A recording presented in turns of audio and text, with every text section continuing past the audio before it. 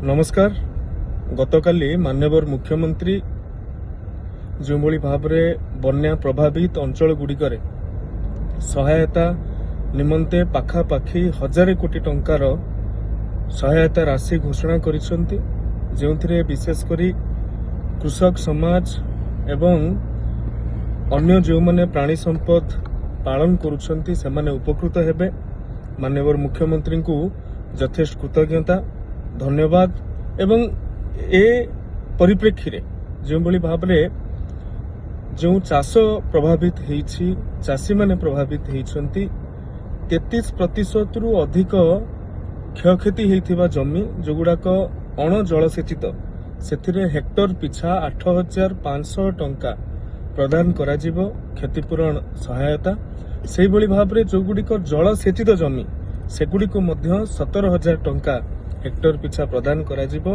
एवं जो 12मासी फसल अच्छी बा हॉर्टिकल्चर रिलेटेड फसल जोड़ाक रही से 22,500 टंका प्रदान कराजिबो। एवं प्रथम थर पर माननीय मुख्यमंत्री घोषणा करिसेंती जे क्रॉप लॉस फसल हानि हवा कारणरू मध्य आमे क्षतिपूरण प्रदान करूछु।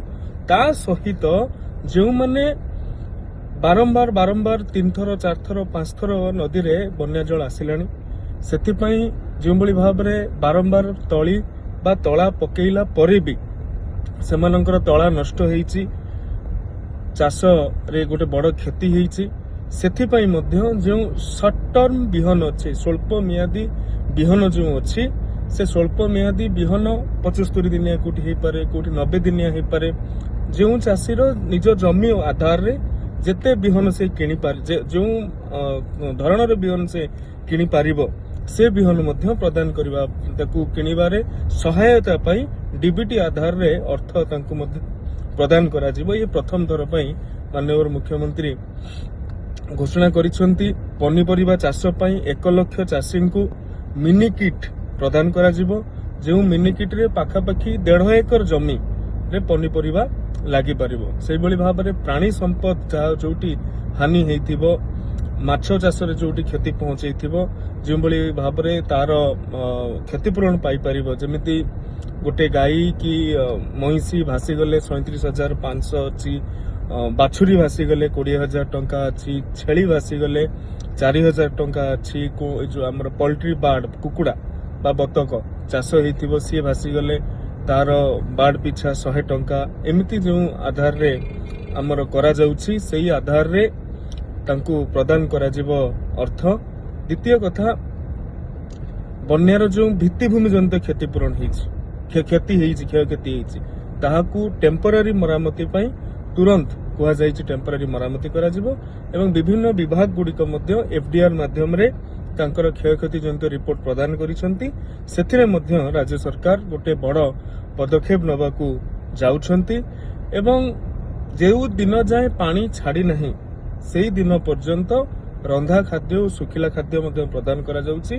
एवं माननीय मुख्यमंत्री राज्य सरकार को यथेष्ट धन्यवाद दबार विषय जे चाउल मध्य प्रदान करिबा पई गतकाली माननीय मुख्यमंत्री घोषणा करिसेंती। से चाउल जो भली भाव में रंधा खाद्य तो जहाँ को मिलूची, सुखिला खाद्य तो जहाँ को मिलूची, अतिरिक्त भाव में मध्य चाउल प्रदान करा जिवो। सेही भली भाव में जोड़ाक पार्शियल डैमेज हेइची, फुल डैमेज हेइची बा अन्य जो एसओपी विभाग तरफ रु आसीबो सेही आधार रे मध्य बासन कुसन भासी जाइथिबो, वस्त्र नष्ट होइथिबो, सेतिपई मध्य 5,000 टंका डीबीटी आधार रे व्यक्तिंको अकाउंट को पळे जाई परिबो। तेणु ये गोटे चाष बा चाषीर जो पूर्ववर्ती अवस्था थिला से अवस्था फेरई आनिबा निमंते, पूर्ववर्ती अवस्था फेरई आनिबा निमंते ये 1000 कोटी टंकार जो सहायता राशि माननीय मुख्यमंत्री घोषणा करिसेंती निश्चित भाव में समस्तंको पाखरे पहुंचू। समाजर प्रत्येकटी व्यक्ति एथिरे निजे चिंताशील हेइकी निजे एहाकू केउंबली भाव में प्रणयन करिहेबो। जेते नेतृत्व अछंती, जेते स्वेच्छासेवी संगठन अछंती, जो माने विपन्न सेमानंकू केउंबली भाव में सरकार मेकानिज्म पाखरे पहुंचई हबो। सरकार मध्य प्रशासनिक अधिकारी मध्य एमाने चाहिबे जो मानक पाई ए कथा गुड़िक उद्दिष्ट से पाखरे पहुंचू।